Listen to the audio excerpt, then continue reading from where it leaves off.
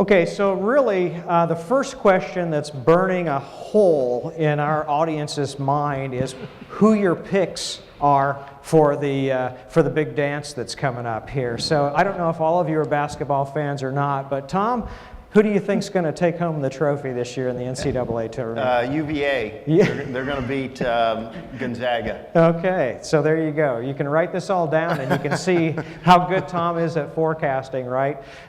Gary, are you a fan? As a resident of the Commonwealth, I'm with the Cavaliers. Yeah, there you go. So you got a couple of Virginia guys here. Now this guy mentioned that he's in Knoxville now, but he's originally from Tennessee, if I'm not mistaken. Is that right, Craig? Yes, and I went to the University of Tennessee. And graduated, believe it or no, not. that's not what I meant. It was a miracle. Honestly, I have Duke and Carolina in the final. That was a head pick. My heart pick would be Tennessee. Oh, the head pick versus the heart pick. That is always a really tough decision. That's my downfall. And I'm actually running the pool, the Pete Store pool. Full disclosure. And and I'm not leading the pack. Let's put it that way. Well, that's probably a good thing. People would be a little bit suspicious if you were. So, Jeff, are you a basketball fan? I am. Okay. I chose Duke to win it all. I'm a Michigan State fan. I'm only hoping that Michigan and Michigan State get in the Final Four so State can beat Michigan for the 4th time this year. Wow. I would imagine that's probably a controversial statement in this room. You probably have a disproportionately concentrated population from the Michigan area, or at least folks who care about that battle. So, all right, good. I'm glad we got that out of the way. So, you guys can do with that what you will. Now let's try to get to the meat of this thing. The way that I'd like to run the panel a little bit, I've got some areas that I mentioned earlier that I'd like to cover, and I'll ask a few questions in that area, and then we'll open it up to the audience, to you attendees, so that you can also get your questions in. Please try to stay in the area. Don't jump ahead, and I'll let you know kind of where we're going or what the roadmap is. What I'd like to do, and some of the panelists mentioned a little bit about current business conditions, but I'd like to frame the conversation to start there. We heard a lot yesterday about all of us who are sitting on the outside looking in think about how business is doing now, how it did last year, where it's going to be going in the near-term future. But we would like to hear it from the proverbial horse's mouth, if you will. So Tom, let's talk first about kind of the freight environment or the demand side of business. How did Celadon do in 2018? And in as much as you can tell us, I mean, I don't want any secrets, and I don't want anybody going to jail. But and then kind of what's the outlook for maybe, if you can tell us the quarter or the first half or even the full year, give us a sense of where you see things going as well. Well, Celadon certainly participated in the freight recovery last year. For those not familiar with it, we are undergoing a financial restatement, so I'm a little bit limited in describing the bottom line impact, but our metrics, revenue per truck per week, rate per loaded mile, were consistent with other public carriers. So we saw more than 25% improvement in both of those metrics last year. So it was a good year. I would say freight to start 2019 has been a bit sluggish. And I think over the next year and a half, there's going to be a little bit of a disconnect. I think freight carriers will be describing an environment that sounds worse than what the underlying economy is doing. I think there's been more growth in supply than carriers have wanted to acknowledge publicly.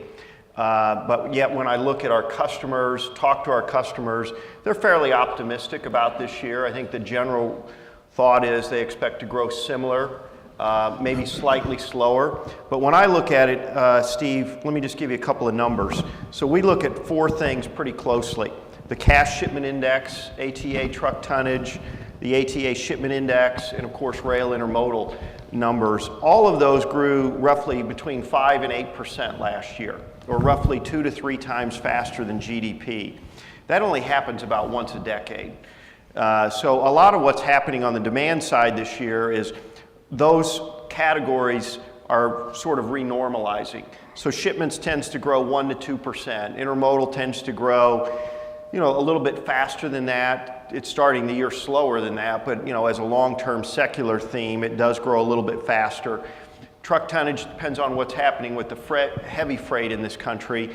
So demand is kind of going back to more of a normal level, but then coupled with some infusion of supply, freight has felt a little bit sloppy to begin the year, and I think that's consistent with other carriers, but I think the underlying economic comment I would make is it should be a relatively decent year.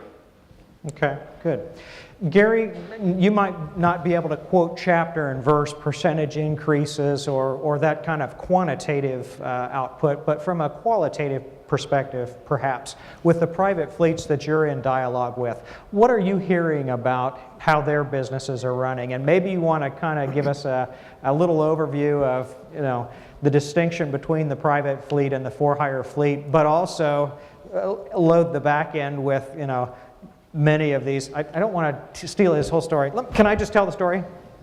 Is that okay, or you want to tell it? Yeah, you go ahead and tell it. They don't Okay. want to hear it from Okay. me. So tell us the private fleet story. Tell us about operating authority for backhauls, and then kind of characterize what your perception is. Probably the most graphic way to characterize private fleet is to think of it as a pie, a piece of a pie. We call this pie the matrix of transportation solutions. And in that pie are individual slices that represent private fleets, for-hire outside carriers, intermodal, 3PLs. So every shipping company in America that uses different types of modalities of transportation has a pie they're working with. And in general terms, on the private fleets, companies that have private fleets, typically are doing 60 to 75% of their outbound shipments with their private fleet. And anywhere from 40 to 45% or higher inbound is handled by the private fleet. Now those are typically premium customers, the most voluminous routes, the most non-peak seasonality types of predictable and valuable business that is assigned to the private fleet. The other types of services that fill out the pie, 3PL or truckload outside carriers, are handled under contracts, and that fills out 40%, 35%. So what we see happening is that private fleets are growing their capacity to a point. I have a company that has 1,300 drivers. They deliver to a major big box retailer store in home improvement. In 2017, they do 75% of their outbound is their own private fleet. In 2017, they hired 105 new drivers. And I asked the fleet manager, what was the increase in the cost of the outside carrier that filled out the rest of that pieces of the pie provided by carrier contractors or 3PLs? He said, well, the price varied by month of the year, but the difference was 25 to 40% higher than the year before. Called him back earlier this year and he says, what was the number then this year? When you look in the rearview mirror 2018, same facts. How many drivers did you hire in 18 compared to 17? So we hired another 110 drivers. The cost is 50 to 60% higher, so in 1 year on the for-hire side of the business, the price went up that high. And the reason is that the really smart for-hire companies have right-sized their capacity, and they're selling that capacity to the customers that will pay full value because there's a demand. And they can be very selective appropriately. So where they're going to allocate those resources and sell them. Now, if you're in a business that has seasonality, like this company I'm telling you about, serving big box retail home improvement, their peak season starts right now. So they do 30% of their annual business between March 1 and May 1. So it's just boom, they need a thrust. So they've got to have standby capacity, they've got to put drivers on payroll that will stay long term, because every year is cumulative. So if you hire 100 drivers last year and 100 drivers this year and you repeat that in the following year, retaining those drivers is the biggest thing going. And so you're paying them more, you're giving them more benefits. I mean, we had a major carrier is now starting salary $85,000 a year, guaranteeing 3 weeks vacation, signing bonuses. It's unheard of, absolutely unheard of. And so the price of a driver is ratcheting it up so fast that companies can't compete. Here's the other problem, and I'll close. Drivers that would take candidates for a job that would take the job even 3 or 4 years ago and be on the road because they're making good money, even with the higher pay and the signing bonus, are hesitating, and they're taking that local job because what we have in America is, 7.1 million available jobs, and we don't have 7.1 million available workers qualified to fill those jobs. Those would-be drivers, instead of going over the road, are taking that local job and getting paid just as much as they would get as an over-road driver. And that's really hurting recruiting. And I know Jeff has hired a full-time recruiter in the last year that's out chasing all over America trying to bring in the next driver. So, so all that says is there's growth, their expectation of growing, and more private fleets are trying to get more command of that capacity so they can control their destiny in terms of getting products to customers when they need it. Thank you, Gary. Interesting dynamics. We could spend an entire day just on the labor piece alone. You've heard me say that before, but unfortunately we won't. So, Craig, so from the specialty markets perspective, from the truckload folks that you're dealing with and hopefully selling trucks to, what's your sense, your finger on the pulse of how their business is doing and what their expectations are for the coming year? Good question. What we see when we talk to people like Jeff or to Tom or Gary, our trash customers, our dump truck customers, our over-the-road or regional fleet, we rent and lease as well. Generally, I think they're pretty optimistic, but I don't think they see kind of what Tom said. I don't think they see a lot of growth. Last week at TMC, one of our owners and I met with a very large truckload fleet. They've had some good experience with getting more money for hauling freight. That's a good thing. The driver challenge, I mean, Steve, you've said it for years, do we really have a driver shortage, or do we have a shortage of people who are willing to do the job that is the job for the pay and the conditions? We've had a lot of people, we meet with people from small to large, and they'll tell us, Craig, I'd buy 100 trucks from you today, make it 150, but I need 160 drivers to go with them. And I'm like, wow, I didn't know I was selling drivers now. I thought, slavery was abolished in this country a few years ago. That's a joke that probably shouldn't have been made. But, so I think the freight side is pretty good. And I think we're seeing some of what Tom said and Jeff when he was speaking. The carriers have added capacity and they've gotten paid for it. Now it looks like capacity is catching up with demand. Usually when that happens, we see the freight pricing start to come down, and we've seen some walking around in the spot market and all that. I'm not an expert on the spot market. We've seen that, what I would call adjust. So did I answer your question, or did I talk all the way around? No, I think you provided some clarity and some insight to it. Thank you. Jeff, let's hear from you. So Gary told us already that in the private fleet world, your trucking company is handling a portion of the inbound freight for the steel company, probably a portion of the outbound freight. And I don't know, does Atlas do any backhaul type work? They're a flatbed carrier, in case you didn't catch that. And sometimes in the specialty markets, it's not as easy to find backhaul work as it is, for example, in the dry van market. So what can you tell us about how things were in 18 and what you're feeling about 19? His numbers are correct, and approximately 60% of our business outbound is with our parent company hauling their product. Backhauls, rarely do we move without freight on our trailers. We've built an extensive enough network that rarely, if we go 50 miles a deadhead, that we aren't picking up another load to come back home. Plus, in our situation, we have mills throughout the Midwest that we bring product in for our purchasing department. So we have a pick of what we want to do. On the backhauls, we will go with a direct customer over our parent company purchasing product if it's a higher rate to our drivers. And we'll take their freight, give it to our brokerage department, let them find partner carriers to bring it in. So for 2018, record year for us on the asset side, record year for us on the brokerage side. 2019, I figure we're going to be about 5 to 7% above last year on the asset side. And for the last 4 years on our brokerage side, because of our size, we've been growing at 100% every year, and I expect it this year. Okay. So you hear from the panel some widely varying thoughts about what's going to happen in 2018. Let me just take it down to a very simple question, and Tom, you alluded to it with respect to capacity.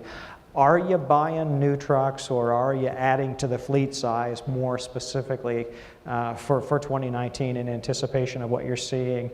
Or are you bringing, it could be an and/or, I guess, are you bringing other capacity to bear to handle what you expect? Yeah, so as part of Celadon's restatement, we are working to complete a new bank facility. After that, we will be announcing a new equipment order. So we did not buy last year. We had to just kind of deal with the circumstances that the team inherited. But we will be announcing all that in the coming weeks. So I have to be a little bit careful on the details. Sure, but we certainly want to take advantage of the MPG and all the safety features that Craig described. We're excited to announce that to our company when the time is right. But let me give you 2 quick tidbits on the capacity side. Sure. So I was talking to a large freight broker recently, a top 5 broker, and they did a survey of about 1,000 carriers, and those 1,000 carriers on average added 11% capacity during 2018. Now we know brokers generally traffic in the under 100 truck fleets, and certainly, they do the largest fleets too, but their bread and butter is that under 100. So 11% growth, unit growth last year. Secondly, we just participated in a bid. We don't have a large refrigerated fleet. We're about, between our 4 companies, maybe 3,700 trucks. We have maybe 200 or thereabouts refrigerated trucks. But one of our customers, we bid on 38 lanes. 12 of the lanes we bid at their target price, which really represented a price decrease, about 2% or so. We didn't win the business on 11 of the 12 lanes. So the market has gotten more competitive, probably faster than some folks have been willing to talk about. So again, I think the underlying demand is reasonably solid, slowing a little bit, but the story for this year and on to next year will be the capacity.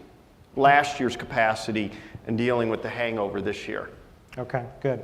I'm going to skip to the other end of the table and get a more concrete answer to that question. Then we'll come back to the middle of the table and hear what those gentlemen have to say. So, Jeff, are you adding trucks to the fleet? Do business conditions demand that? So, We have added trucks to the fleet. I have not purchased any for 2019, Okay. but we've added trucks. 80% of our fleet is owner-operators. Okay. So we have an ebb and flow based on freight volumes that allow us to expand and contract. I don't see us growing in truck count much this year, strictly because of the end of the industry that we're in. yeah, and that's actually an interesting model that you just mentioned, that 80% number, because if you look at the for-hire side, typically it's the other way around, where the company owns about 80% of the trucks, just generally speaking, and then use owner-operators as, I refer to it as a rings of defense strategy. So as you need to bring more capacity to bear, you retain more owner-operators. So a couple of different models you see there. So, Gary, in talking with the private fleets, are you hearing that they talked about the appetite, but are they putting their money where their mouth is? Are they going to buy more trucks, do you think, this year? They are, and a lot of the equipment acquisition is a preemptive strike on the acquisition of advanced technology. I mean, you look at the cycle of advancement year to year is exponentially greater than it was 10 years ago. I mean, so when you look at a 2014 versus a 20, you're talking. I mean, it's a radically advanced piece of equipment. Mm-hmm. And when you look at the private fleet, you get a good driver that meets the qualifications, somebody that can drive I know Jeff has owner-operators, but that's somebody like that company that hires a premium, highly qualified person with a specialty skill in that particular market. You want to keep that driver in service. And how do you do that? You buy the best equipment. You buy the state-of-the-art safety technologies, because that's a retention factor. And you'll do that preemptively, because if you don't, your competitor will take that driver away from you. Okay. So that's, and of course the problem is you don't have any trucks to sell, right? so That's a whole nother issue. So, Craig, how about in the specialty markets? Are we seeing fleet size increase among the customers that you're talking with or in negotiations with? We see some. I mean, I think we see some growth. You know, some of it's replacement trucks. Some of it's what Gary said and what Jeff talked about. You don't want to be left behind. There has been cost increase in trucks and trailers, and we need to talk about that. You know, all of this technology, as we say, it doesn't grow on a tree. It's not free, huh? Certainly not. Now, I think there are productivity enhancers, and, you know, if Jeff's case, he talked about a $40 million case that they're in. If his company can defray or fend off 1% of that cost, 1%, that's significant. We see some growth in the vocational markets. The economy's good, and you know, how long, this is the truck guy telling people that know more about the economy, so I need to be careful with that. But when we don't have a good economy and we don't have good freight demand, we shouldn't look to sell a lot of trucks and trailers. I mean, I think that's so obvious, sometimes we overlook it. I've seen times when we couldn't give trucks away. We'd go see people about selling trucks, like, hey, McFly, I don't want to buy trucks, I want you to take some. You know, I've got trucks parked on the fence. So I think we've got a good story to tell. The vocational side of the house, a little different than the over-the-road side of the house. A lot of times the body, like a commercial front loader, an ASL, that's the truck that comes to your house and picks up the can. They fly the 8 feet to your next door neighbor, they pick up another can, ba-boom, ba-boom, ba-boom. That body is much more expensive than, or is more expensive than the chassis. Those trucks will typically have an 8 to 10 year life versus a 3 to 4, maybe 5 for an over-the-road truck and its first owner. But we're seeing some growth there, and there's some money to spend. Municipalities have money to spend. Okay, good. Thanks to the panelists for those responses. If I would summarize that up, I think I hear kind of reserved optimism, so which is pretty much in line, I think, with the assessment that we got yesterday, sort of across the board. Let's open up the floor to some questions. Again, let's try to keep these questions to current business conditions and what the outlook is, and we'll delve into technology and some other things here in a minute. So who's got questions for the panel that they'd like to get answered? Come on, I know you're not that shy. There's a hand right back here. Hang on a second just for the microphone, please. This is probably about for all you guys. The big thing that started was the ELDs, and I guess my question is, I drive truck part-time sometimes. You know, it's old-fashioned where I ran 2 logbooks sometimes. Obviously, can't do that anymore. Did you guys kind of see when they started doing the LEDs that there was a uptick where you had to get more drivers because, you know, that LED is limiting how much you can drive? You know, 10 hours continuous sleeper berth or off-duty, or stuff like that. I know a lot of guys back home, when they had to go do it, they says, you know, I can't cover my loads because, you know, they're not giving me the amount of time that I need. I didn't know if you guys had any thoughts on that. It's a great question. Who would, Jeff's got his hand up already, so Jeff, go for it. Prior to us going full-time with the ELDs, excuse me, we went to our customer base and told them what was going to happen with capacity. With the customers that were basically spot rate as they had a need, we immediately increased our rates to cover what we figured was about a 30% loss in productivity initially as we implemented the ELDs. Also had an issue with drivers not wanting to do it because they wanted to go to the very date and then be the last one to be installed, which we didn't allow. As the rates for the following year came up for renewal with our contract customers, we raised them to offset the cost as well because of, yeah, you were technically losing capacity because we were slowing our trucks down.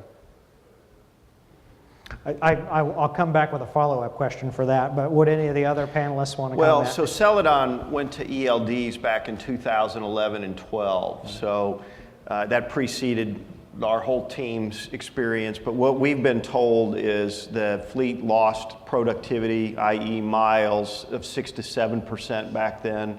Freight was pretty sluggish in 11 and 12. It wasn't, it was neither bad nor good. It was just sort of nondescript.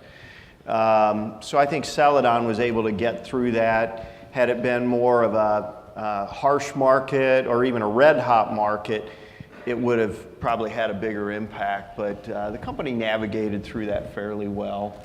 But I don't know of a fleet in America that didn't suffer a productivity hit. I've heard 20 to 30%, like Jeff described, especially with smaller fleets. 5 to 8 is kind of the rule of thumb for those maybe with 2,000 or more trucks. Let me ask the follow-up question now. So Jeff, on that 30%, can you characterize where the productivity losses were? I mean, drivers hopefully weren't driving 30% more miles than they were supposed to. I'm guessing they were probably driving a good portion of that, but things like detention, delays because of just operational concerns. Any insight on how that 30% shakes out? We had reacted to the federal mandate to put the ELDs in the trucks. Of course, we did it early, not as early as Celadon. Yeah. But the shippers and the consignees were like, that's your problem, not ours. Okay. So we started going back through all of our customers, running the reports on where we're being delayed, and we just started calling the customers and telling them, if you can't get us out in 2 hours, you got two choices. We're charging $100 an hour after 2, or we're not coming to your location because we can't afford to. And slowly over the course of the following year, the majority of the customers that wanted our services started to conform. And so where would you put that estimate today on the capacity impact? Have you regained the 30% or most of it, or did you find productivity that you didn't know that you had? We actually gained it all back plus a little. Yeah, that's a common thread. I think, Tom, you've probably heard that same story. We hear the same thing. I mean, the other thing I think about ELDs, and I think Jeff says it well, we had a problem in trucking for years. Everybody that drove a forklift was an expert on strawberry quality. And they love to beat drivers up. And there's some shippers and receivers where it's a parlor game to jack with drivers. Let's call it what it is. And if we go back in time, the recession in 08 and 09 was terrible, and a lot of us lost a lot of money. And a lot of trucking companies went out of business, and I don't want to make light of that. But we were grossly overcapacitated, and we had too many people chasing too much cheap freight. But we knew that, but we really couldn't quantify it. The bigger carriers, the more progressive carriers, went to ELDs earlier, and they started seeing that receiver ABC or shipper X was a problem.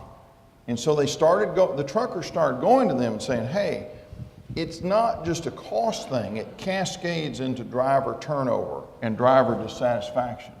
Truck drivers want to drive. They really don't want to sit around at a distribution center. And some of the rules at some of these distribution centers are crazy. Some of them won't let a driver use the restroom. Some of them won't let them come in and get a Coke out of a vending machine. And I think it gave you guys visibility to go, hey, McFly, we're not going to put up with this. A, we're going to charge you for it if you keep doing it. And B, if we can find better freight, we're going to be down the road. Have a nice day. And frankly, the ELD was a good thing. Now, to your point, I think the ELD was harder. The big boys, the Werners, et cetera, Celadons did it years ago. More progressive fleets did it. Some of the smaller fleets, we've still got some that are still trying to walk around it. And I'm like, guys, eventually we're all going to be doing it. Now, to speak candidly about ELDs, I think the thought of it is a good thing. ELDs in and of themselves have not proven to be the safety benefit that we as an industry have been told it was. Am I wrong on that, or am I right? I think you're wrong. You think I'm wrong? Yeah, I've got member companies that have been using ELDs for 20 years and have 0 hours of service, 0 annually. Well, that's good. I think that's a pretty powerful Well, it is. testimony to not only the technology, but to its application. I want to say something about, just anecdotally about, and to the questioner's point, we have a company that's actually trying to grow their private fleet by buying small regional carriers that are ready to find a new owner. And with the specter of the ELDs coming on board, this particular company says, we simply cannot make any money unless we can cheat. In so many words, we're for sale, done. And so now the drivers got good jobs, the technology of the ELDs was available, and they got more money. So now, Was that a winner? Was that a winner for everybody? yeah, I think it is. But we in our sophistication of thinking that the trucking companies that show up at meetings like this and trade shows and have memberships in organizations, that it's like that everywhere in America driving a truck. It isn't. Even today, when you think road check on the worst beltway traffic in America because the road was ill-designed for tractor trailers. I'm talking about Washington, D.C. Mm-hmm. How is it that road check still has 60% of trucks randomly checked have out-of-service brakes in 2018? So really, is it a compliant seeking industry we're still a part of? Yeah, in our level, we have way beyond compliance. But there's a subterranean part of the industry that still is alive and kicking, and they're going to fight until the very end. And even with the mandates, they're going to continue to operate illegally, and at big risk to the public. Yeah, all good points. Very good. Yes, Jeff, another I just comment. wanted to comment on the ELDs. I've had drivers come to me that were convinced they were going to lose their shorts if they had to go run 100% legal. I told them they wouldn't. They came into me 6 months after and said, I can't believe I get to sleep at night and I'm making more money than I was. The problem with my vision of what the problem with the LDs is now is they cannot stop their clock. So if you're a family guy and you get home Saturday morning, you take your 34-hour reset, you hit the road Sunday afternoon, you've been up late Saturday, all day Sunday, now you're going to get in the truck and you're going to drive from Detroit to Knoxville. You get a half-hour break, you got to roll because you got to be there. If your dispatcher is not a good planner, you've got to do what you've got to do, and it puts these guys in a lot of dangerous choices that could potentially cost them. So kind of regimented, you lose some of the flexibility. But to be fair, that's not the ELD's fault. That's really hours of service, and now you have Correct. that, big brother watching over the shoulder, if you will, so you don't have the flexibility that you used to have when you were running multiple sets of books. So, okay, those are great comments. I saw a couple of hands. Let's go right here. Oh, sorry. So 1, 2, 3, and then we'll go. Mike, go ahead.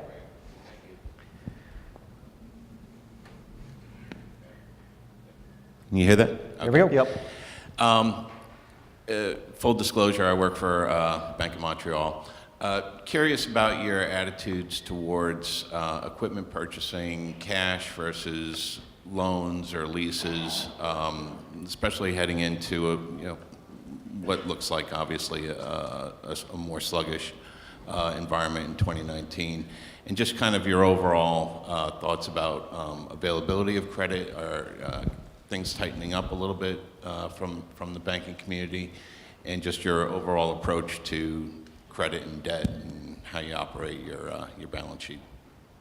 Jeff, see, there's that entrepreneur, hands up. Go ahead. With the current companies I run, we buy everything cash. We finance nothing. We're in a very unique situation, so we buy everything cash. I just write a check for it. Some people have all the luck. The emphasis on very unique. Very. Very. Steve, Celadon's long-term goal is we would like to be a cash buyer. What we inherited does not give us that flexibility now.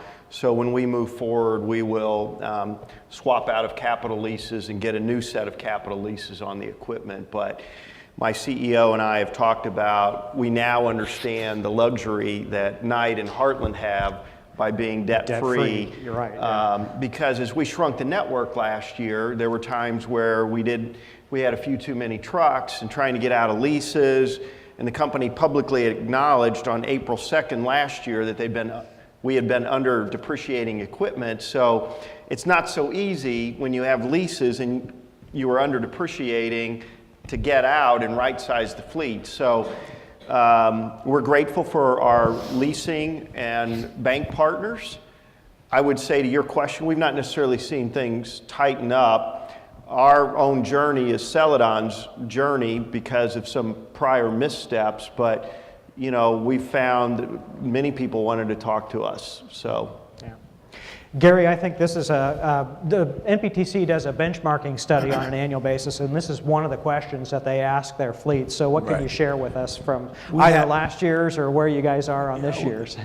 We had a spike one year up to about 50% of reporting companies leasing, but the average over time is about 40% of the private fleet market is lease. One of the things that's driving more full service leasing is even though we have companies that go out and pay cash for their trucks, they can't hire the mechanics because the mechanics are not available to replace those trucks. So they can't, if the struggle to find drivers is acute, it's even worse for the mechanics. So that has moved more companies who would otherwise pay cash to full service leasing. And also their turn cycles get accelerated. So we've seen a number of companies go in that direction. But you know, it all depends on the market and the profitability of the companies. I mean, I was down in Texas 2 weeks ago, and they pay cash and for their equipment, like it's write checks, $1,000 of checks, and they pay $5,000 signing bonuses. And we said, you're not in the grocery store business, right? So we're in the oil business. We make real money. Yeah. And so, you know, there's it varies from sector and company about the choice of leasing. And that's a good point. Craig, how about your portfolio of customers? Again, thinking vocational. Well, vocational overall. On the dealer side, we've got a lot of people with money, with finance companies coming around. And the old saying in truck sales is, you can sell a truck, but until it's financed or paid for, you haven't done it. And how I define truck sales is when we're fully funded and I see taillights going out our gates. And part of what's buoyed, I think, our current market is we've had a good economy. We've had a nice long run. And interest rates are low. And I think that's really helped us. And it's helped us on the used truck side and the new truck side. It's helped us with, you know, whether it's leasing, whether it's purchasing, you know, it's an FMV, a walkaway lease, a finance lease, I mean, et cetera, it's helped us. We see quite a few people. I mean, we see, you probably don't want me calling you BMO, but we see Bank of Montreal, Harris Bank. We see a lot of finance sources. And when the market is better, we see a lot of them. And then when the market gets bad, there's a few left, is what we see. Yeah. Out of curiosity, Craig, do you have many municipal customers in your customer We do, set? and we're growing that business. Is the performance of how they buy trucks versus other companies, does it mirror A lot of them will pay for it. Now, they're doing that on a variety of ways. They're doing it on CapEx budgets. Some of them are doing it, we don't see as much bond issuing, and we're doing a little bit with municipal leases, muni leases. Okay. Frankly, that's an area of our business, without talking out of school too much, we'd like to grow. Okay, good. It does some nice things for us to feed the used truck market for us. Excellent. I see Jeff's got the microphone, so let's go with you, Jeff, and then we'll go to Steve. So. All right, thank you very much. Back in October, Milestone, who had been acquiring a lot of trailer capacity, announced this e-mobility initiative, which I took to be a fancy word for maybe we bought too many trailers and we got to fill them. Then in, was it February, XPO announced that they had lost a lot of business that was being insourced by what a lot of people speculated was Amazon, who had been buying a lot of trailers. More recently, Walmart has announced that they are insourcing some dedicated operations that used to be out to public fleets. Now, these are all large companies. But I guess my question following Gary's comments about how the spread between doing it yourself and hiring someone outside had grown so dramatically, do you interpret this as the big guys firing a warning shot across the for-hire carrier bow that enough is enough? Or do you think we may have reached a tipping point where more private fleets are trying to do it themselves? And to your point, Gary, about the 11% capacity additions that you were talking about, I'm just curious your view, because outsourcing has really been the trend everyone's been talking about for so long. Could we be at a tipping point? Well, I think in a lot of shipping situations, the companies that have private fleets and have outside carriers, in general, have good, strong, and seek long-term relationships with partners they can count on. In the marketplace of competition, it's adversarial, but once you get into the loop, you're looking for consistency and predictability. But what companies have found to their sorrow, who for whatever reasons, change in management comes in, they don't want to be in the trucking business, they outsource the private fleet in one fell swoop, 700 drivers are off the payroll and picked up. Now they're exposed to the mercies of the market. The ups and downs. Well, but now with the capacity shrinking, that has, compared to 10 years ago, on the publicly traded truckload side, and the right sizing that and getting that equipment, those drivers, to customers that will pay an appropriate level and over a long term. Some companies have figured we can't do this anymore. We've got to get back into the private fleet business in some way, and so we do see people. We've got a couple companies that have now getting back in. They're hiring new drivers, and but the other thing I would say is that some companies that do not want to be in the private fleet business at all also don't want to be in the business of having hundreds of carriers under contract. So what one company has done over 7 years is they've gone from 157 outside carriers under contract to 24. And they have a map of the United States, and they've picked the carrier, you're probably one of them, they've picked the carrier in that sweet spot market that does the best job, and they're working as a partnership. But I think that, there's, and Thom wrote an article about this, something about welcome to the jungle. Oh, yeah. and it's what's in the jungle that it's the great beasts of that, the competitor out there that you can't see. It's like a Bengal tiger, and when you see it, it's too late. I mean, that's a metaphor, but I think there's a lot of concern is with Amazon. And it's here, it's there, it's everywhere, and it's interrupting supply chain channels in ways that couldn't be predicted. And then you have mergers and acquisitions taking place that completely shift the game. And I lost a fleet that was a founding member. I started the fleet in 1904, and it was one of the top fleets in America.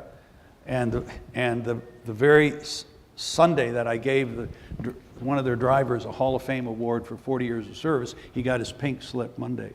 Wow. And the reason he got his pink slip is the new owners came in and says, we don't need that. All that fleet is redundant. We don't want legacy 30-year drivers. Hey, those cost money, see. And so they went to the outside, they went to third parties, and they're doing business with the jungle. When you really look at the business model, it's on an individual company basis. You look at that matrix of the choices, growing, contracting. I'll say this publicly. Frito-Lay 10 years ago had 87% of their outbound was handled by the private fleet, and they're a very lean manufacturing company. So they took all their lean principles and applied them to transportation, and they winnowed down the percentage of their private fleet Frito-Lay's private fleet by 5 percentage points. So what they did is they said, we're not going to put dedicated drivers and equipment to those lanes because an outside carrier can do that better and more efficiently. It takes into account peak seasonality in different regions, and so we have a better private fleet that's smaller, not bigger.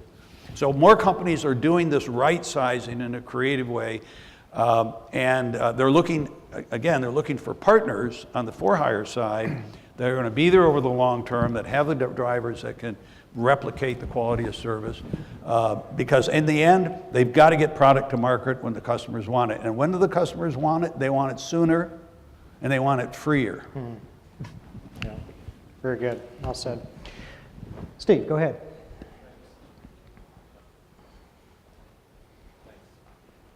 There was some discussion at the start of the panel about the year starting off with a sloppy or weaker freight market. Are you finding that now that we're 3 months into it, things are getting progressively worse month to month to month? Or is it sort of like steady, weaker compared to last year? I would say March has been a little below a normal March. Normally you kind of just get through January, February, and maybe once a decade, January and February are surprisingly good. But I would say the March pickup has been a little bit sloppy. We saw Covenant Transport pre-announced recently. I don't think they'll be the only carrier to kind of comment on market conditions. It's a little funny this year because you've got an April 21st Easter. Last year was April 1st. You've got a timing difference with the Chinese New Year as well. I think it's almost 3 weeks later as well. And then, of course, the whole tariff thing. So how much of that are these influences versus maybe a broader slowdown? We may not know until May or June, ultimately. But those are legitimate influences on the freight market. From a timing issue. In parts of the country we've had weather, but we had weather a year ago. I think the biggest change has been the Pacific Northwest had a much stronger winter this year, but I think in the Midwest it was similar, if not slightly less cold than a year ago. Anybody else have any observations on that? Jeff? Yeah, sure. Our experience has been similar. Okay. Being on the flatbed side, hauling a lot of raw commodities, and talking with our outside customers, they're all telling us that March, get ready, we're going to need maximum capacity. And so far, based on the numbers I've seen up through this morning, March is pretty much flatlined compared to what they told us it was going to be. Being owned by a steel company, usually our first quarter is the busiest quarter of the year. We're running the steel into the mills, into the plants, the automotive sector, trying to get them so they can start their full production on their new parts and pieces. We haven't seen it this year. So we're good, but what we were told we were going to have has not prospered. Okay. Anybody else want to comment? Yeah, good. Okay. All right. I can't tell my boss he can't ask a question. I was going to move on, but we'll take one more question in this section before we transition into the next one. My interest is in the private fleet and the for-hire fleet, the relationship. The last few years, we've had capacity go up because of the amount of freight, and consequently both spot and contract rates have gone up.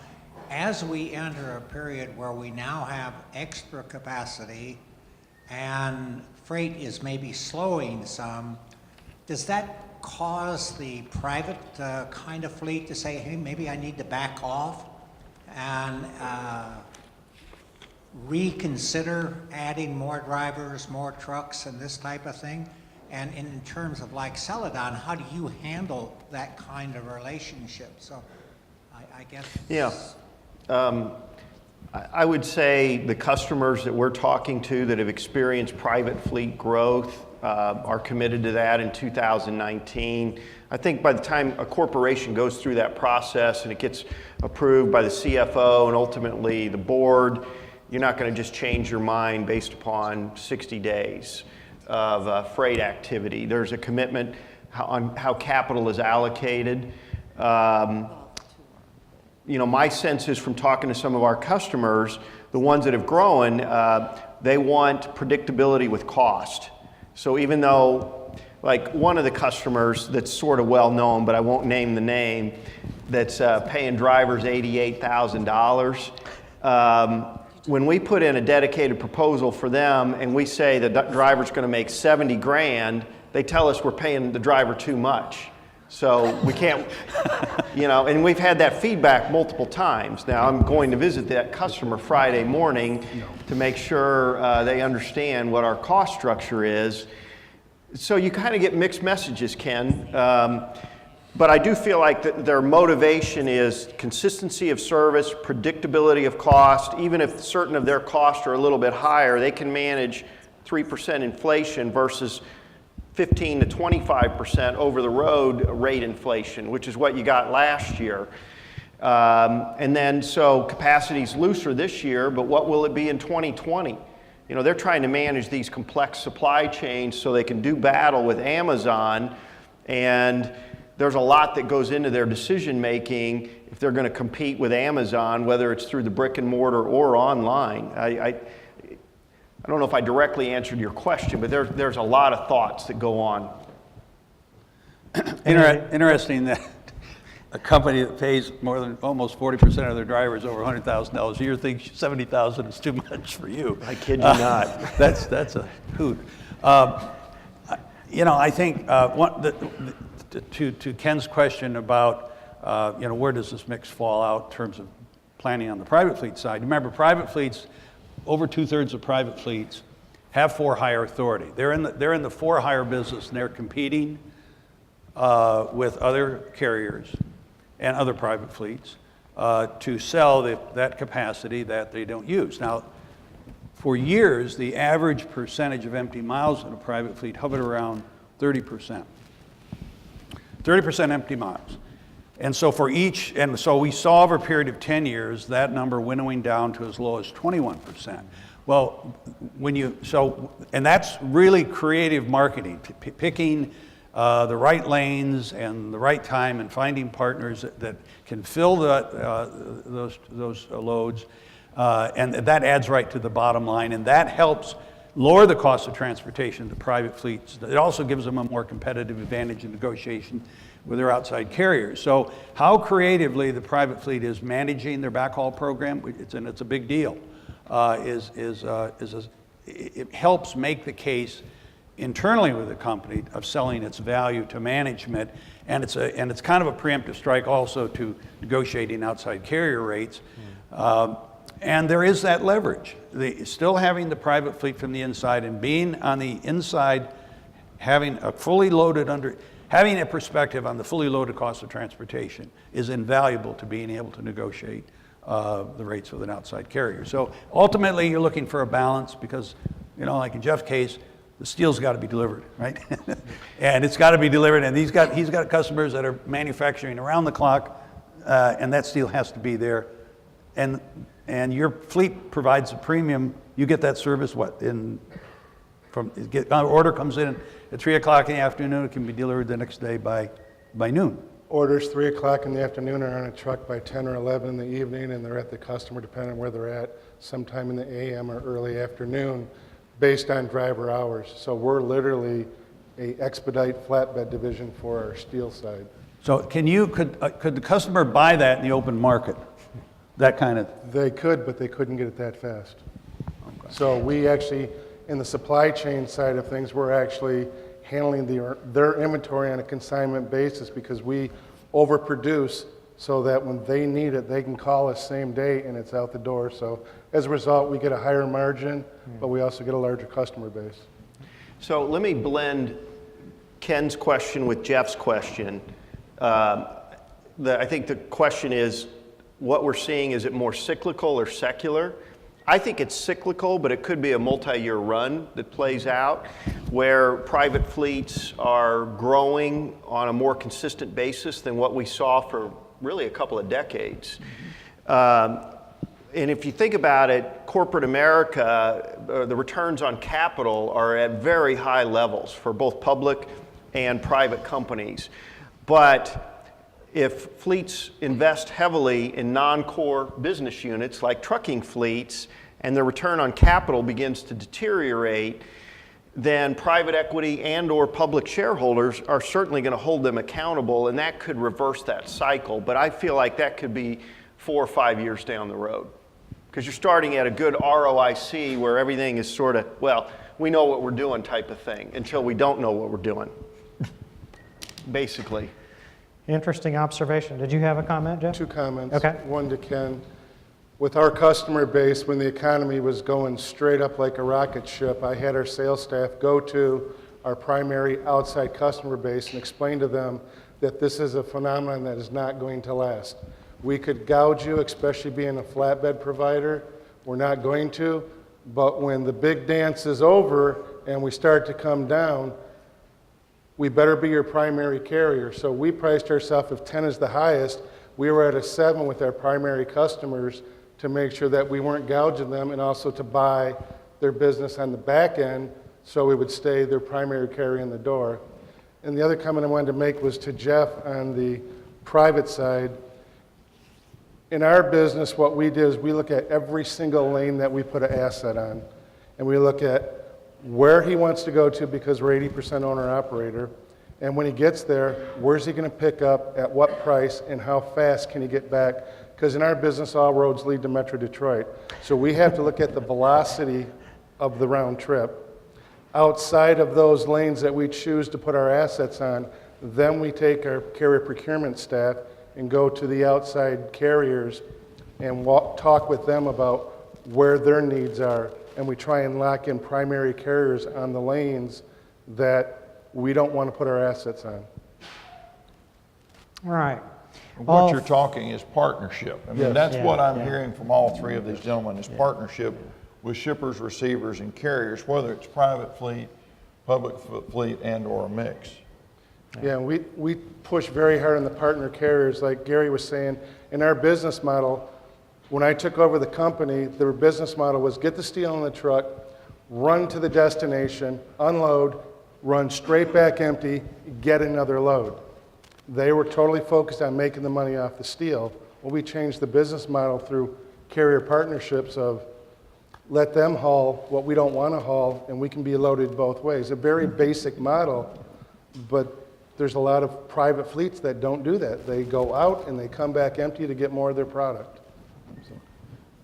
So a number of private fleets operate as profit centers.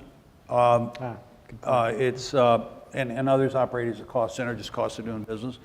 But those that have converted to a profit center, it may not be the same kind of metrics that Thom uses to determine profit at his company, but it very often is the difference between the going rate that it would cost to have those shipments done by an outside carrier and the actual cost that the private fleet is able to deliver, and that difference, presumably lower and better in terms of overall what that capacity availability means for the company, is what is called profit.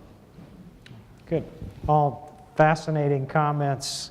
And I'll say it again, we could spend all day just on that subject, but we're going to move on. We're going to talk about technology with the time that we've got remaining.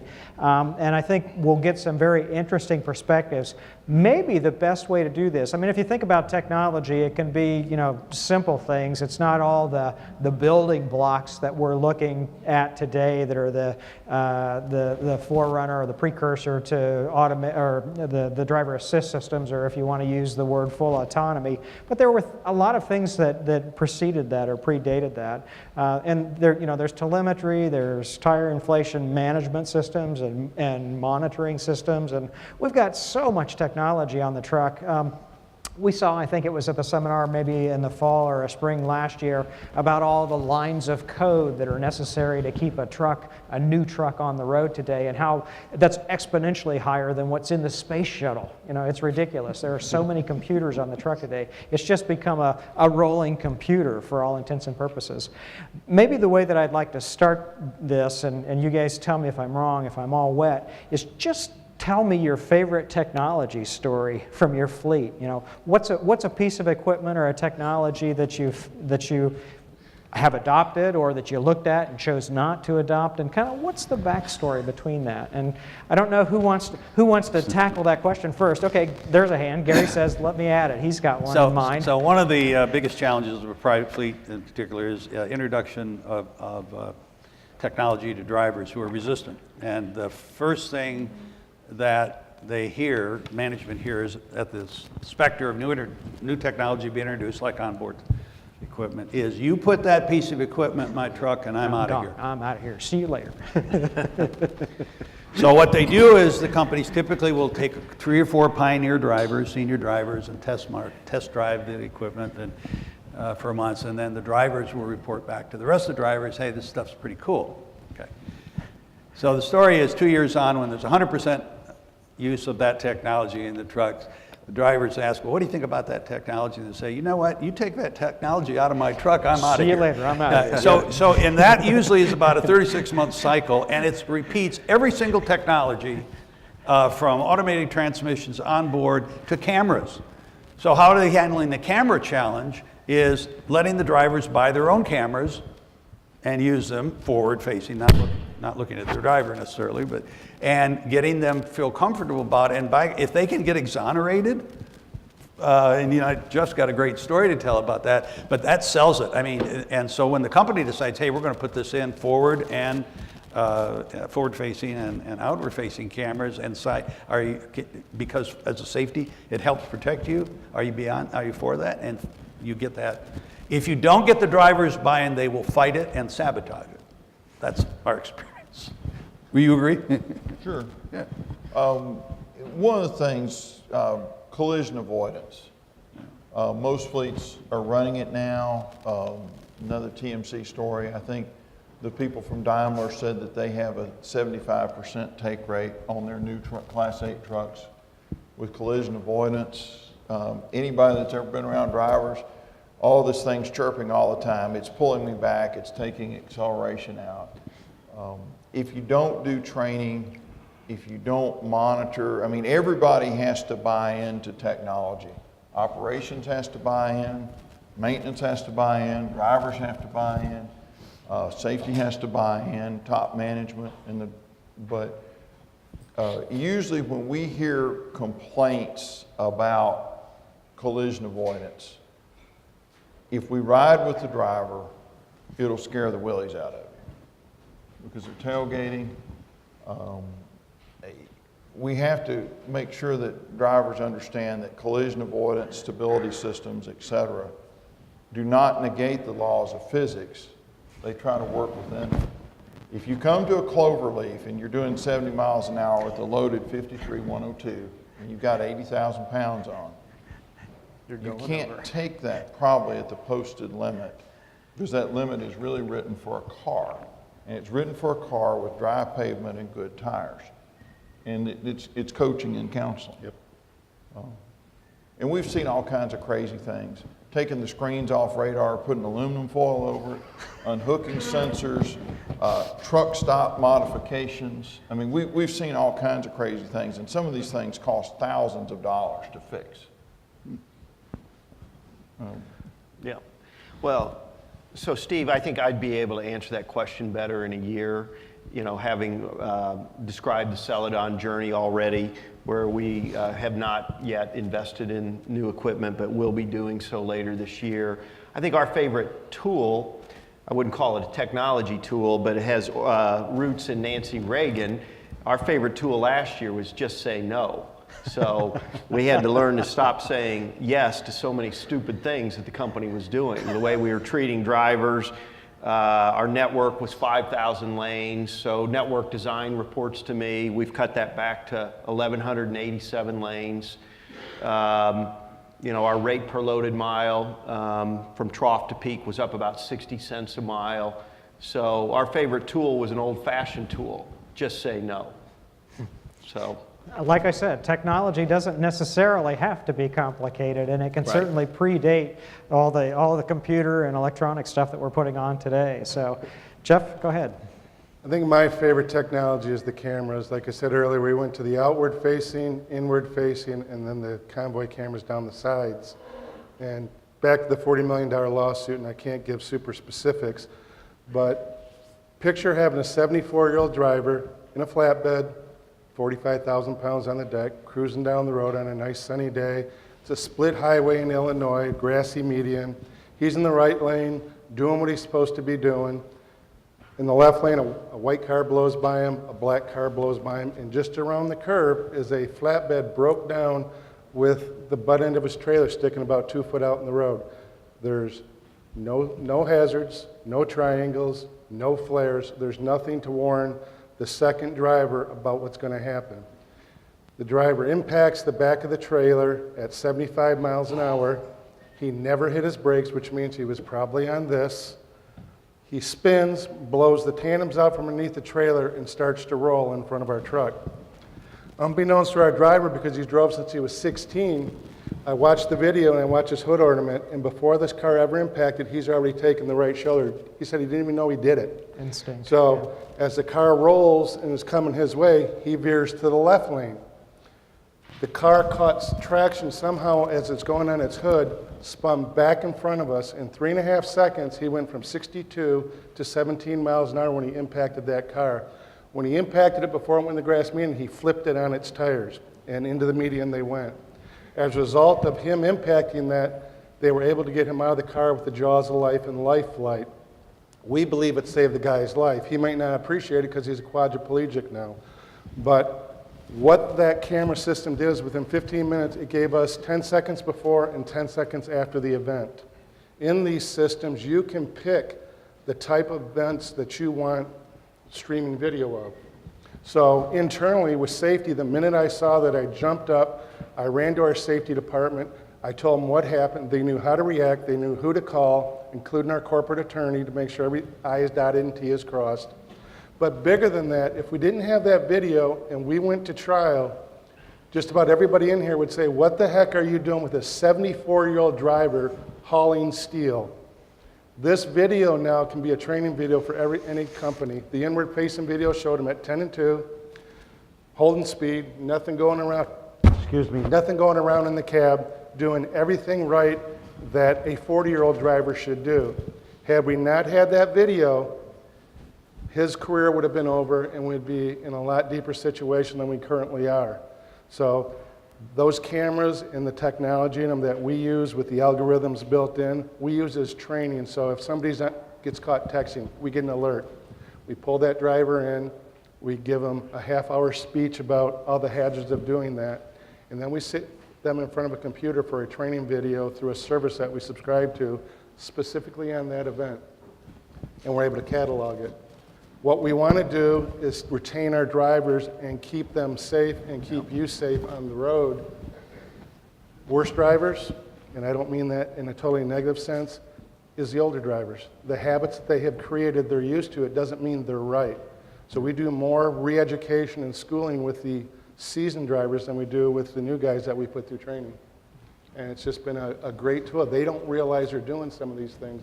So it would be the camera systems which we've lost drivers on, and drivers won't come primarily because the inward facing, they're convinced that we can go in at any time and see what hamburger they're eating. It doesn't work that way, but it's a great tool that I now have in my personal vehicle. Yeah. There you go. Gary, you wanted to make a comment? So just to put this in perspective, in terms of a technology, in-cab cameras are probably the fastest growing technology in the private fleet field. 2014, we had 6% penetration of usage. In our last study, 2018, it was over 40%. And in Jeff's example, I mean, I know a lot of companies that have captured videos that have exonerated companies against the potential of tremendous lawsuits, but I think you got the greatest turnaround in the shortest period of time. You only had those cameras in for how long? That particular driver, he used to be an owner-operator. We had it in his truck 3 weeks.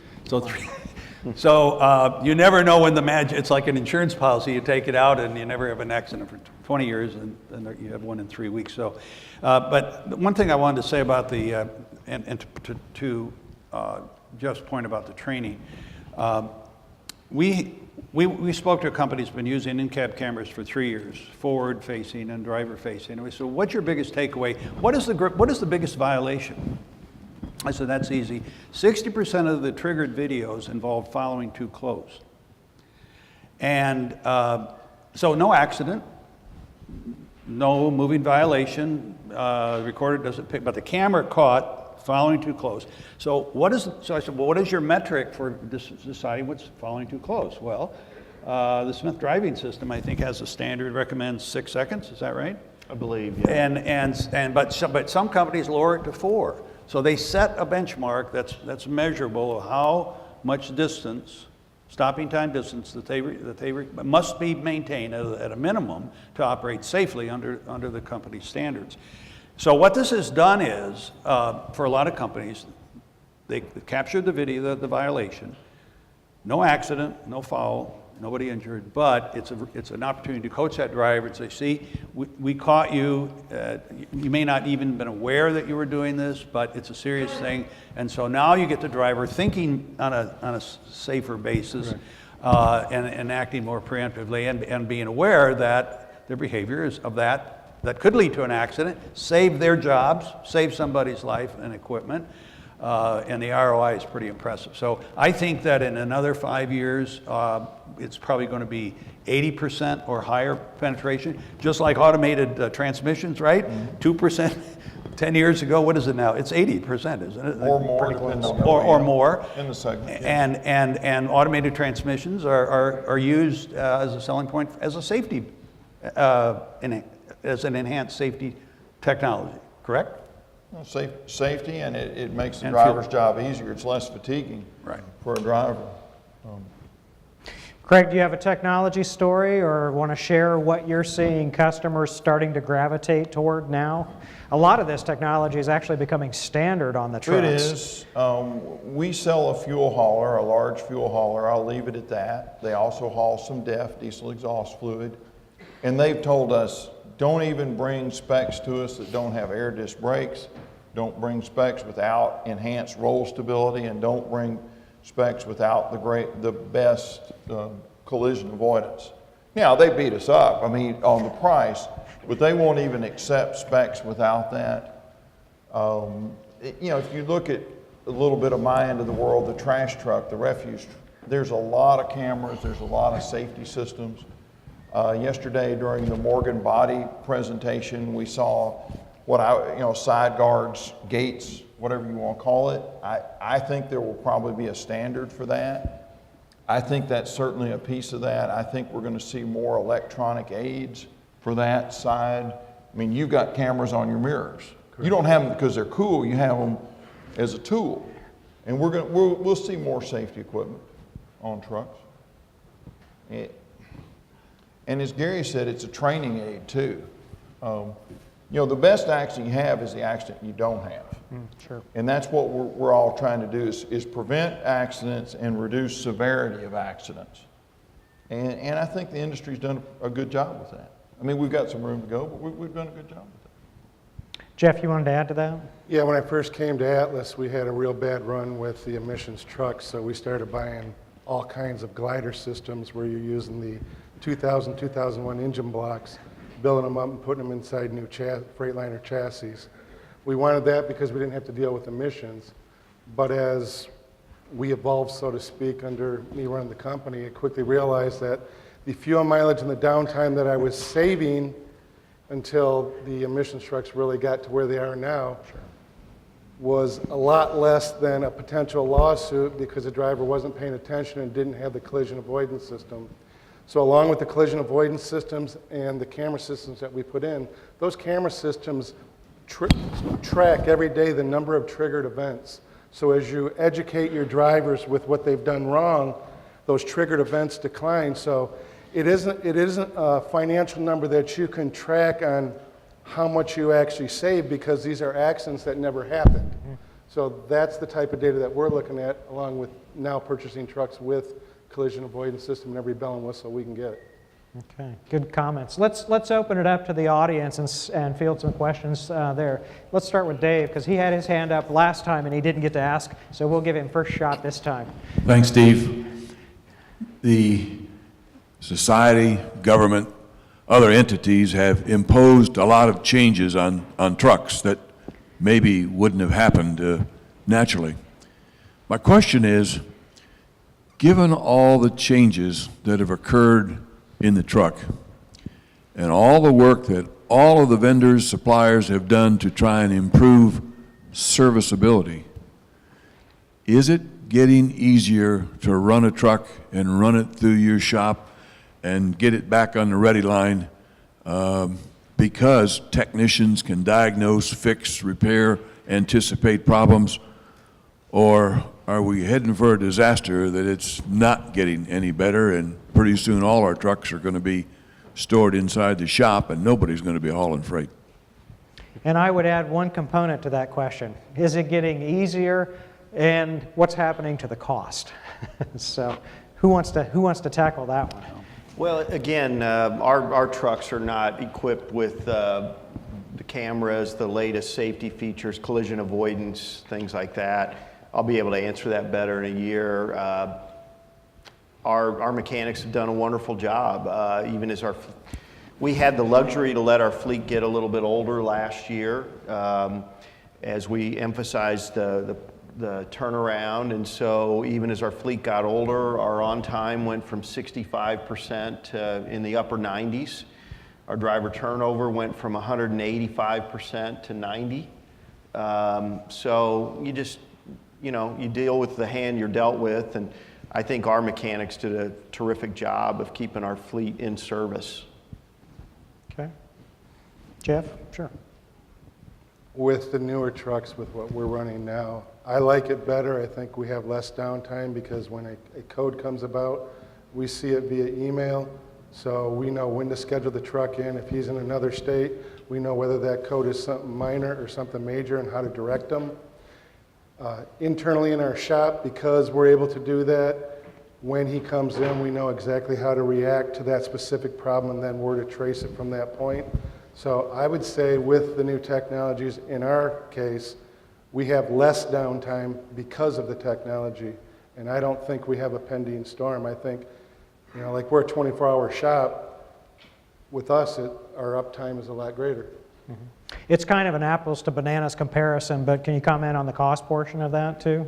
The initial infrastructure is more expensive, but again, what's your downtime worth based on who you service and what you haul? Ours is great because we're privately owned, and if the steel isn't getting out of the plant, not only am I losing the revenue dollars on the transportation side, we potentially shut down a plant that needs that steel because they're running just-in-time steel into their facilities. So we don't have a choice. We have to go with the latest and greatest and be running around the clock to make sure every component is working.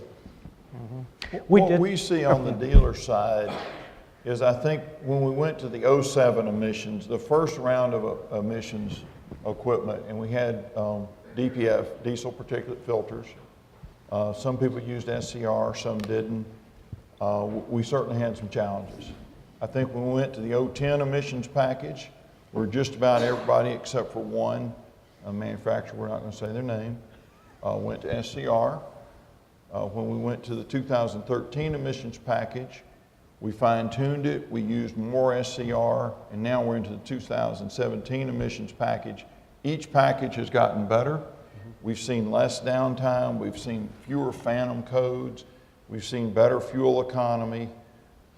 It's not uncommon for us, and I'll defer to some of these guys. When I started in the 80s and 90s, and they were, long hood Peterbilts, it was kind of what I call cowboy trucks.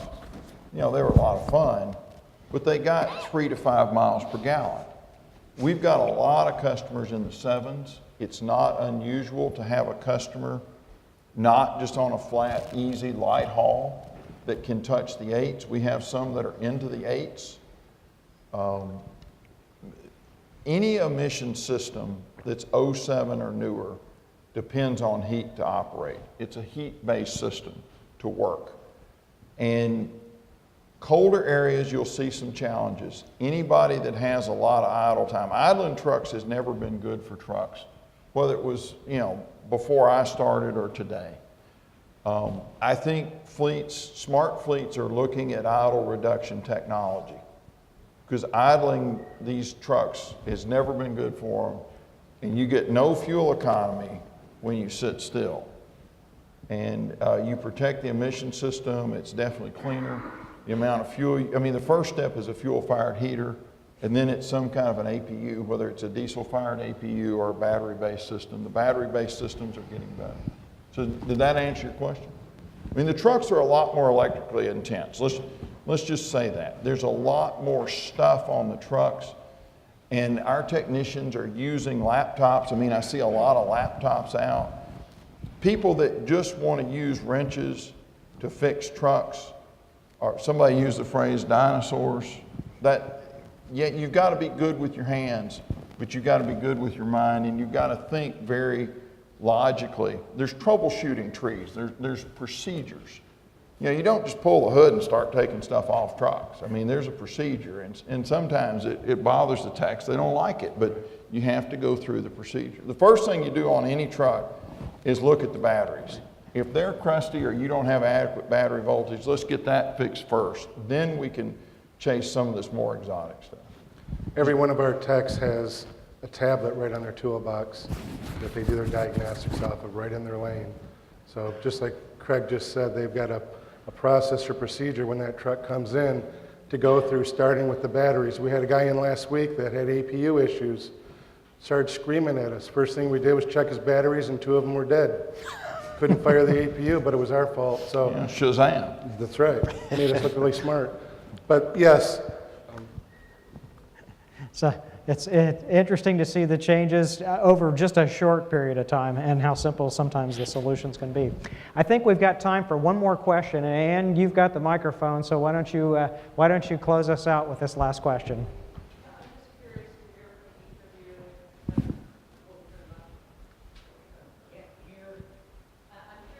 From each of you about how you determine whether you're willing to pay for some of these technologies or not. How do you determine the ROI on something like safety versus MPG might be easy? So just curious whether your expectation is that all of this technology will come standard versus what you might be willing to pay for. Thanks. Jeff, go ahead. I don't think you can put a price tag on safety, because if you make one major mistake, you're out of business. So as far as return on investment, like the camera systems, just if I look at cost over time, it's a 2.5-year investment. But with us, when it comes to safety, we're going to do everything that we possibly can afford and put in place to make sure that the driver, the general public, and the products we haul are safe and stay that way. Gary, go ahead. Well, it's sometimes a tough sell with CFOs who they want to see provable ROI and not theoretical. And it's instructive to talk about the accident that doesn't happen, but they're dealing with quarterly financial statements and targets that need to be met. So when you come in and make a case, and by the way, they're back always looking for new technology to add to the spec profile. So one of the most compelling bases for making the ROI is for a company to bring an example of a shipping company that has a private fleet that has used the technology, pioneers who have had whatever it is, collision avoidance technology, automated transmissions, in-cab cameras, et cetera, in place, and they're able to prove in tracking mileage, tracking accidents, near accidents, changes in monitoring driver behavior and so forth, driver satisfaction in terms of the safety. The other question is, how committed is the senior management of the company to safety? Safety really does have to start at the top. The culture of safety has to be at the top because it filters down. If it's not there, it's very hard to sell safety up. And Jeff's worked for a company whose owners are sold on safety and invest in safety, but for some companies it's a steep grade. So in our culture, hearing about what other people have done, who've been pioneers and made the investment, is the single most powerful way of determining an ROI. The other thing that I would say is all you need to do is look at the lawsuits that have been filed in the last 5 years against trucking companies. There was one in Texas in 2015, $181 million award And this was a company in the oil field business that had 3-year-old trucks that never turned a wrench in any maintenance, did not do a single PM history of the truck. Just ran it till it dropped, and it ended up, you know the story. It ended up in a catastrophic deaths and an exposure. It was not criminal liability. It was. I thought it would be criminal negligence, but it was deemed to be negligence. Just that's bad enough. So anybody looking at the in the advertising that plaintiffs' lawyers have out there promoting that they're going, you get in a truck accident, we're going to take you to you'll win the lottery. We'll get the black box. We'll sue you, sue them for all they're worth and all that. So the jury awards, the nuclear settlements and so forth, have gotten completely out of control. And it's because there's a plaintiff's bar that's so aggressively portraying the trucking industry as almost criminally negligent and indifferent to public safety, and negligently putting drivers on the road who shouldn't be there. So that puts a burden on the jury on the judicial system to award these catastrophic settlements. Well, that's enough to chill anybody. In fact, we know companies that do not have private fleets because they're convinced that if they had a private fleet, they could be exposed to that kind of liability. That's a big thing to overcome. So if you're going to be in the private fleet business, you're going to be a shipper and you're going to have your own private fleet, you better be committed to safety. I will say one of the big ROIs you can make on the private fleet side is this. When you look at the data on the Federal Motor Carrier Safety FMCSA database on the scores, on average, private fleets are 3 times safer if you measure preventable accidents per million miles, 3 times safer than the rest of the general industry. Now, to be fair, the federal government does not break out for hire versus private fleets and have a scorecard, but 3 to 1, this comes from FMCSA. And the reason for that difference is private fleets tend to spend more money, make long-term investments, have drivers working longer. Average driver in our culture works 11 years for the same company. Turnover is 15% a year, not 85%, which is common in the for-hire side. And that culture, and they invest in safety technology and so forth. Cumulatively, that has effect over time of a higher safety profile. Sure. And that makes the case that to the CFO, if we're going to be in the trucking business, we need to be the best that safety can buy. Good. Tom, tweak the question just a little bit for you. Looking ahead, as you're thinking about new trucks and adopting some of this technology, are you thinking with that ROI mindset, or maybe something that's a little bit more akin to what Gary was talking about? I think a lot of the technology that the panel has talked about really is over the next 5 years, it's just going to be standard operating procedures. So I don't think there's really a big ROI question on that.